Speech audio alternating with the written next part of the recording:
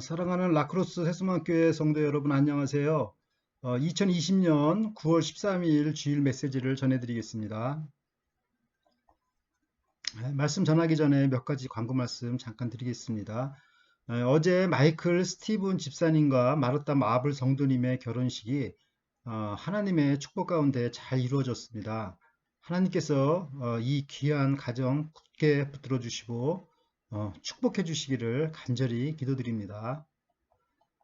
그리고 제가 오늘 캘리포니아를 방문해서 9월 말에 돌아올 예정입니다. 안전한 여행을 위해서 기도해 주시면 감사하겠습니다. 오늘 읽을 성경 본문은 마가복음 3장 13절부터 19절 말씀입니다. 제가 먼저 읽겠습니다. 또 산에 오르사 자기가 원하는 자들을 부르시니 나아온지라. 이에 12를 세우셨으니 이는 자기와 함께 있게 하시고 또 보내사 전도도 하며 귀신을 내쫓는 권능도 가지게 하려 하심이러라.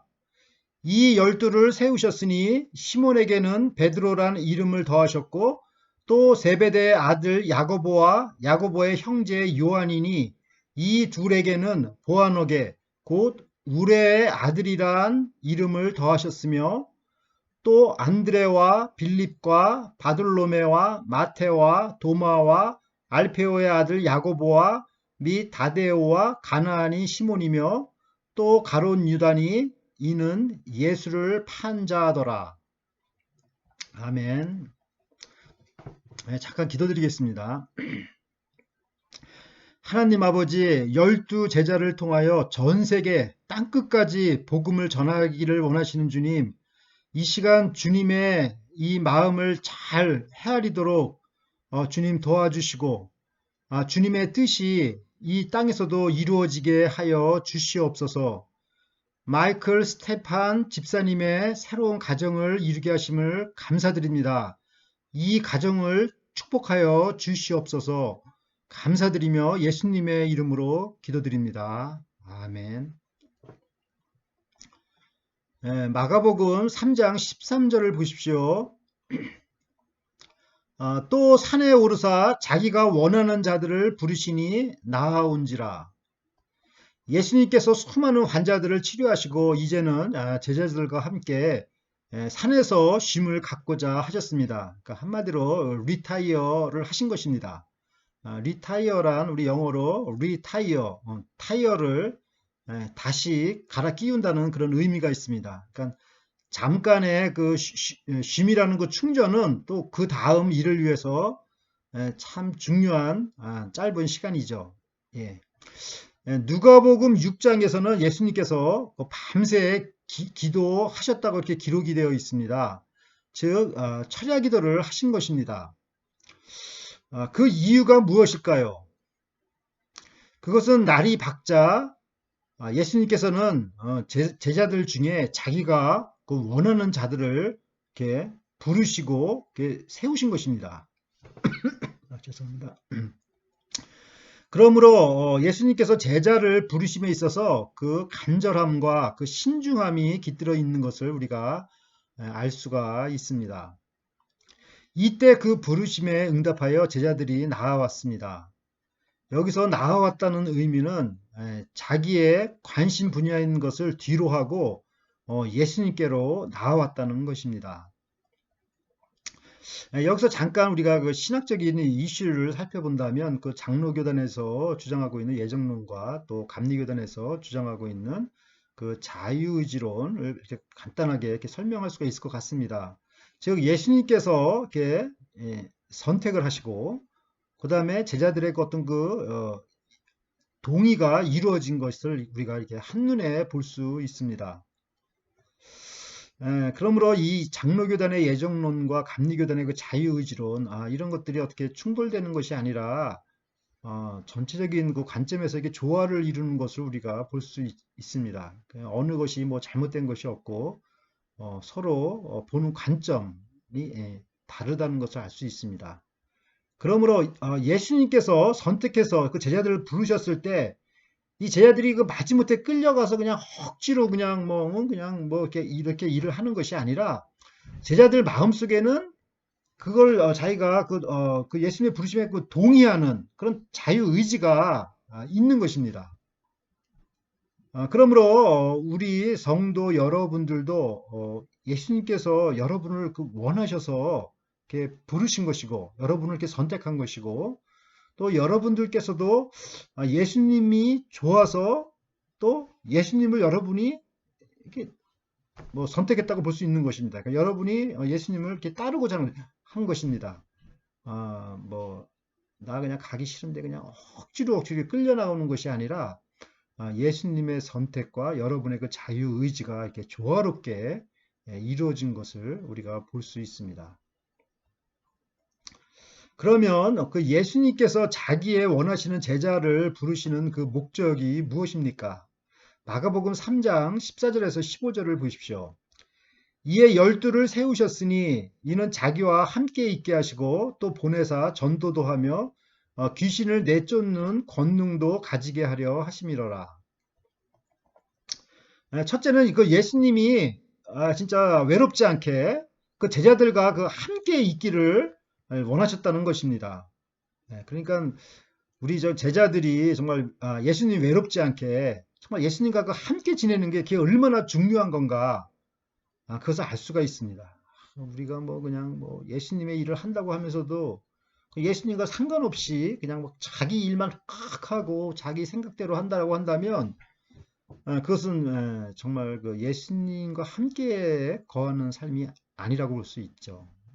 그리고 또 예수님께서 또 이 제자, 열두 제자를 이렇게 세우신 목적은 늘 함께만 있는 것이 아니라 또 이 제자들을 또 내보내서 또 그 전도를 하도록 그러니까 그 하나님의 말씀을 이렇게 담대하게 전도도 할 수 있도록 이들을 부르신 것입니다. 그러니까 우리가 예수님을 정말 사랑하고 예수님과 함께 거하면서 또 예수님의 복음을 전할 때는 또 담대하게 전하는 것. 이것이 바로 참 예수님께서 원하시는 제자의 삶이 아닌가 우리는 생각해 볼 수 있습니다. 그리고 셋째는 그 제자들을 부르신 목적은 예수님처럼 귀신을 내쫓는 권능도 주시기 위한 것입니다. 그러니까는 예수님께서 저희에게 이렇게 권능을 주시면은 저희도 귀신을 쫓아낼 수가 있는 것입니다. 이러 보건대 우리가 그 하나님 나라를 건설한다는 것은 그 메시아 되시는 그 예수님 혼자 단독적으로 다 일을 하시는 것이 아니라 12명의 그 제자들과 함께 일한다는 것을 우리가 볼 수 있습니다.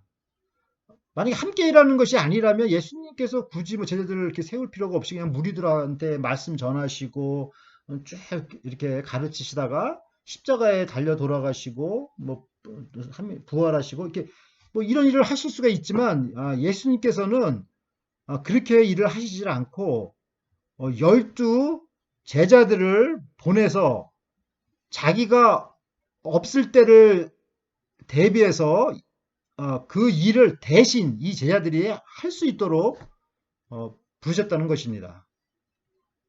그러니까 그 12 제자들이 그 예수님께서 하신 그 일을 그 바톤을 이어받는 것이죠. 예. 그러므로 이 12명의 제자를 부르셨다는 것은 그 예수님께서 하시는 그 사역이 그 혼자 진짜 뭐 무슨 뭐 독불장군처럼 그냥 이렇게 그냥 자기 마음대로 이렇게 하는 그런 사역이 아니라 다 함께 동참해서 하는 그 사역이라는 걸 알 수 있습니다. 그러니까 우리가 여러 사람이 모이면 뭐 의견도 다르고 성격도 틀리고 코드도 틀리고 문화도 틀리고 다 틀리는 이런 상황에서 그 함께 그 협력해서 일한다는 게 쉬운 게 아닌데 그런 그 협력을 하면서 일하는 것이 바로 하나님 나라를 확장하는 것이라는 것을 이렇게 저희에게 가르쳐 주고 계시는 것입니다. 마가복음 3장 16절을 보십시오. 이 12를 세우셨으니 시몬에게는 베드로란 이름을 더하셨고 예수님을 따르는 제자들은 많은 무리들이 따랐습니다. 근데 그 중에서 이제 그 예수님께서 12명을 뽑았습니다. 그러면 여기서 이제 우리가 아유 12명 뽑힌 사람만 좋고 뽑히지 않은 사람은 뭐 나쁜 것이 아닌가 또 뭐 이렇게 또 예수님 차별하시지 않았나 뭐 이런 생각이 들 수도 있겠지만은 예수님께서 여기서 12를 뽑았다는 것은 어떤 그 상징적인 의미가 있고 또 12명이 어떤 그 전체 그 사람을 대표하는 캐릭터들이라고도 우리가 이렇게 생각해 볼 수가 있습니다. 우리가 그 12이라는 그 숫자를 우리가 한번 이렇게 생각해 보면 얼뜻 우리 머릿속에 떠오르는 것은 그 이스라엘의 그 12지파가 떠오릅니다. 이스라엘의 그 12지파라는 것은 구약의 그 하나님 나라의 그 백성을 대표하는 그 이스라엘의 그 12지파를 말합니다. 그러니까 예수님께서 12 제자를 선택했다는 것을 12명이라는 그 숫자가 갖는 의미는 바로 그 이스라엘의 그 12지파의 그 업적을 그대로 계승받는 그런 어떤 그 상징적인 의미가 있는 것입니다. 또 이제 그 12라는 그 숫자는 그 성경에서는 그 이제 4라는 것은 그 동서남북 이 네 방향을 이제 뜻하는 것이고 이 네 방향이라는 것은 전 세계를 의미하는 것이죠.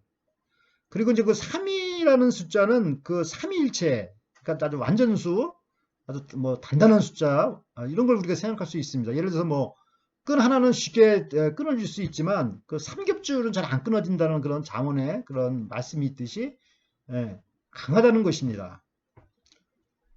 그러니까 이스라엘이 그 12지파가 광야에서 그 진을 칠 때도 이렇게 세 지파씩 동서남북으로 이렇게 향해서 이렇게 진을 친 것을 보면서 이 10이라는 숫자는 전 세계를 대표하는 숫자로 우리가 파악할 수가 있고 또 완전한 숫자라고 볼 수가 있습니다. 또한 예수님께서는 많은 무리들을 이렇게 데리고 다니는 것이 아니라 그 12명이라는 굉장히 이코노믹한 그 사이즈로 이렇게 세계 복음화를 시작하신 것입니다. 그러니까 저희 교회도 뭐 12가정 정도 되는 것 같은데 이 12가정 12명 이게 하나님 나라를 섬기는데 이게 뭐 작은 숫자도 아니고 맞아. 아무튼 예수님 생각으로는 아무튼 적당한 사이즈인 것입니다. 그러니까 저희 뭐 라크로스 세수방 교회도 이 정말 12가정을 중심으로 정말 전 세계에 복음을 전할 수가 있는 것입니다. 이 12명의 그 제자들이 이제 이렇게 예수님께서 임명을 하셨는데 이들이 이제 뭐 정식으로 이제 사도가 된 것은 그 예수님께서 부활하신 후에 이제 사도로 이제 인침을 받게 되고 어떻게 보면 이제 그 캔디데이트가 된 것이죠. 사도의 캔디데이트. 우리가 요한복음 20장 21절부터 22절을 보겠습니다. 예수께서 또 가라사대 너희에게 평강이 있을지어다. 아버지께서 나를 보내신 것 같이 나도 너희를 보내노라. 이 말씀을 하시고 저희를 향하사 숨을 내쉬며 가라사대 성령을 받으라. 예수님께서 12사도를 세우신 목적은 예수님과 함께 거하고 또 담대하게 전도도 하고 또 귀신을 쫓아내는 권능도 행하도록 하심입니다. 이 12제자를 이렇게 이름들을 보면은 마가는 이 제자들 중에서 가장 리더가 되는 사람 중심으로 제자들의 이름을 나열을 했습니다. 그래서 수제자는 바로 시몬 베드로이고 그 다음이 야고보와 요한입니다. 마가복음 3장 17절을 보십시오. 또 세베대의 아들 야고보와 야고보의 형제 요한이니 이 둘에게는 보아너게 곧 우레의 아들이란 이름을 더하셨으며 12 제자들 중에서도 리더 그룹은 또 3명입니다. 그들은 바로 시몬 베드로와 야고보와 요한입니다. 이들은 그 예수님의 그 변화산상에서 그 신령한 모습으로 변화된 모습을 직접 눈으로 목격한 제자들입니다. 마태복음 17장 1절부터 2절 말씀입니다. 예수께서 베드로와 야고보와 그 형제 요한을 데리시고 따로 높은 산에 올라가셨더니 저희 앞에서 변형되사 그 얼굴이 해같이 빛나며 옷이 빛과 같이 희어졌더라. 예, 정말 이 선두 그룹에 서 있는 이 세 명의 제자들은 그 예수님의 그 영광스러운 모습을 참 이 지상에서도 볼 수 있었던 것입니다. 그런데 이 야고보의 형제들, 그러니까 세베대의 아들들이죠. 이들에게는 우레의 아들이란 별명을 예수님께서 지어주셨습니다. 그 이유는 그들이 가진 과격한 또 혈기 있는 어떤 그런 성격 때문이었습니다. 그 예가 바로 누가복음에 나와 있습니다. 누가복음 9장 52절부터 54절 말씀을 보면 사마리아인의 한 촌에 들어갔더니 저희가 받아들이지 아니하는지라 제자 야고보와 요한이 이를 보고 가로되 주여 우리가 불을 명하여 하늘로 쫓아내려 저희를 멸하라 하기를 원하시나이까. 이렇게 질문을 예수님께 했던 것입니다. 이것은 정말 그냥 뭐 자기들을 받아주지 않는다고 해서 그 사마리아 사람들을 그냥 완전히 그냥 하늘에서 그냥 불이 그냥 천 개 번등이 쳐가지고 그냥 불고기를 그냥 만들어 줘야 되지 않겠습니까라는 이런 어떤 그 정말 다혈적인 어떤 그런 성격을 가진 것을 우리가 알 수가 있죠. 근데 하나님 나라 복음 역사하는데 이것은 이렇게 해서는 되지 않죠. 복음을 전했는데 받아들이지 않는다고 해서 뭐 상대방을 뭐 죽이고자 하는 그런 마음을 가져서는 이것은 잘못된 거죠. 아, 그래서 하나님께서는 이런 사건을 통해서 그 예수님께서 이제 이그 아들 야고보와 요한에게 그 우레의 아들이라는 이런 별명을 지어주셨는데 그 의미가 뭘까요?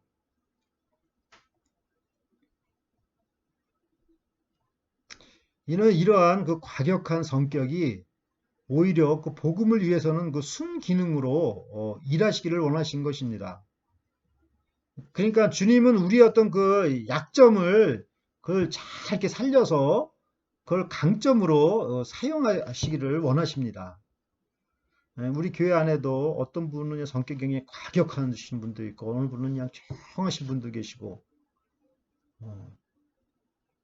그런데 이것을 순기능으로 주님께서 잘 사용하시면 이러한 것들이 전부 다 이게 장점으로 바뀔 수가 있는 것입니다. 그래서 그 야고보는 정말 헤롯에게 그냥 과감하게 그냥 이렇게 정말 그 전도를 해서 최초로 그 복음의 순교자가 되었고 또 요한 역시도 그냥 천둥 번개치는 소리처럼 쩌렁쩌렁쩌렁하게 그 하나님의 말씀을 전하였습니다. 그가 기록한 그 요한복음 1장 1절을 보면 이렇게 기록되어 있습니다. 태초에 하나님의 말씀이 계시니라. 이 말씀이 하나님과 함께 계셨으니 이 말씀은 곧 하나님이시니라. 다시 한번 읽겠습니다. 태초에 말씀이 계시니라. 이 말씀이 하나님과 함께 계셨으니 이 말씀은 곧 하나님이시니라. 이렇게 사도 요한은 쩌렁쩌렁 울리는 목소리로 주님의 메시지를 전한 것입니다.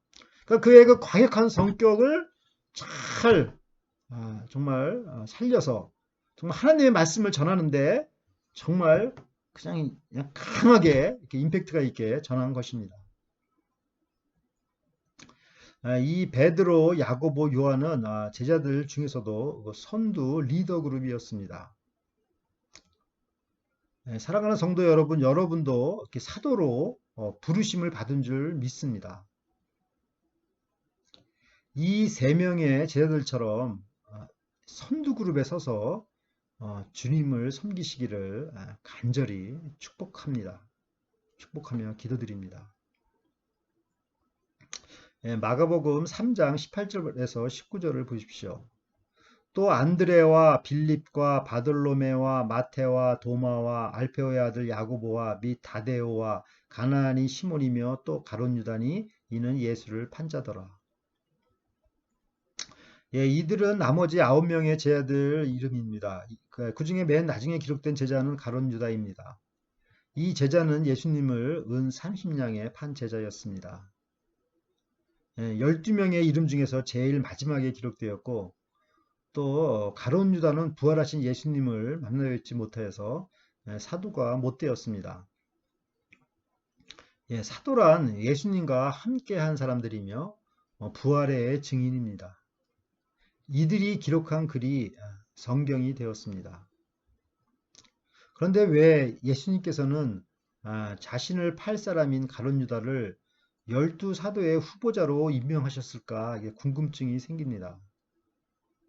만일 예수님께서 자신과 코드가 맞는 사람만 뽑으셨다면 가룟 유다를 선택하지 않으셨을 것 같습니다. 그러나 크신 하나님의 섭리를 이루려면 서로 다른 캐릭터들이 필요한 것입니다. 협력하여 선을 이루는 것입니다. 자기를 좋아하는 사람만을 뽑는다면 그런 사람들하고만 일을 하고 싶어 한다면 이것은 좀 편협된 인사 코드가 될 수밖에 없지만 하나님 나라의 복음 역사를 이루는 데는 다양한 12가지의 캐릭터들이 필요한 것입니다. 우리 교회 내에서도 서로 다른 캐릭터들을 느낄 수가 있습니다. 그들의 생각과 의견이 전부 다 다르고 또 다양합니다.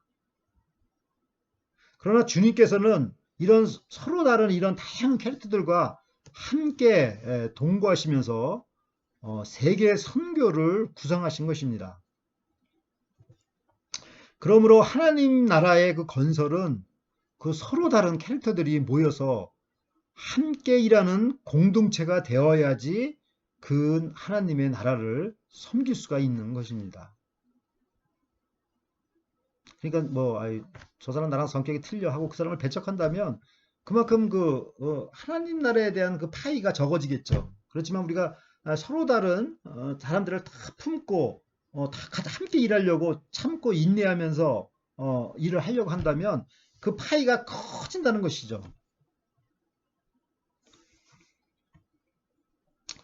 사랑하는 라크로스 세수만 교회 성도 여러분, 예수님께서는 하나님 나라의 일을 독단적으로 혼자 일하시려고 하시지 않고 서로 다른 12명의 그 캐릭터들과 함께 거하시면서 일하고자 하셨습니다.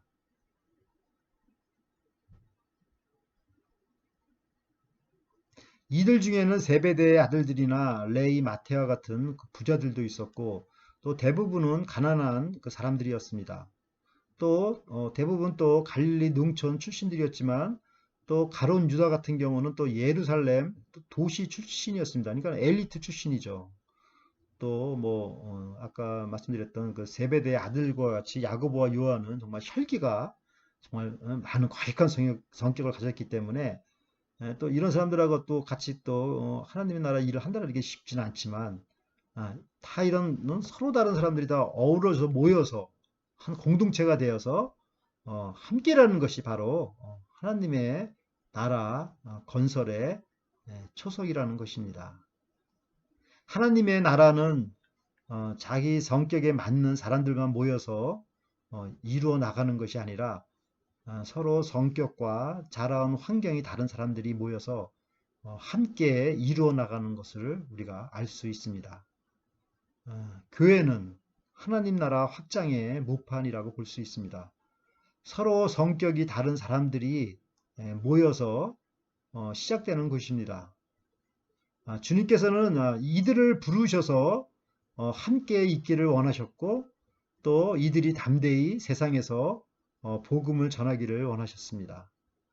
이들의 공통 분모는 바로 예수님을 사랑하는 것, 또 복음을 전할 때는 담대하게 전도하는 것, 이것입니다. 이들에게 주님께서는 귀신 들리는 사람도 고칠 수 있는 능력과 권세를 주십니다. 우리가 우리 이 주님만을 의지해서 이 모든 일들을 감당할 수가 있는 것입니다. 아멘. 사랑하는 새수망교회 성도 여러분, 주님께서는 12명의 제자들에게 하나님 나라의 복음 사역을 맡기시기를 원하셨습니다. 12명이라는 숫자가 적은 숫자가 아닙니다. 이들을 중심으로 하나님의 나라가 확장되기를 기도합니다. 주님께서 주신 이 사명, 이 바톤을 이어받아서 이 라크로스 지역에서도 하나님의 나라가 능력으로 임하시기를 간절히 기도드립니다.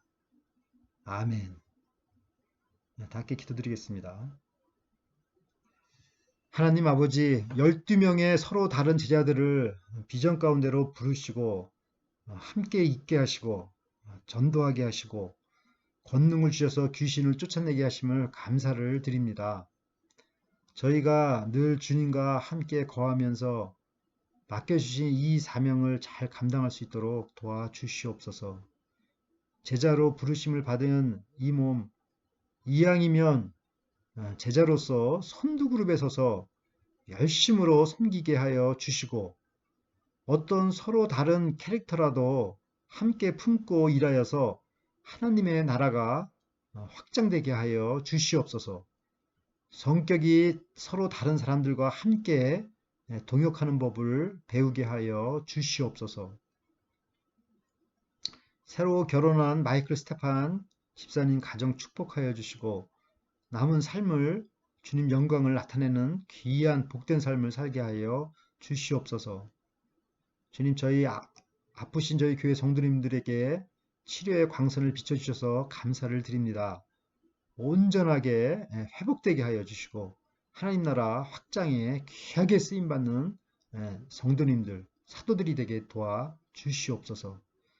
또한 저희 가족과 친척분들의 건강 회복시켜 주시고 아직도 가족 중에 예수님을 영접하지 못한 가족 불쌍히 여겨주시고 예수님의 부르심에 아멘으로 응답하여 나아가는 축복된 삶을 살게 도와주시고 또 더 나아가 충성스러운 예수님의 제자로 살게 하여 주시옵소서. 바바라 자매가 속히 건강한 모습으로 돌아올 줄 믿고 감사드리며 예수님의 이름으로 기도드립니다. 아멘.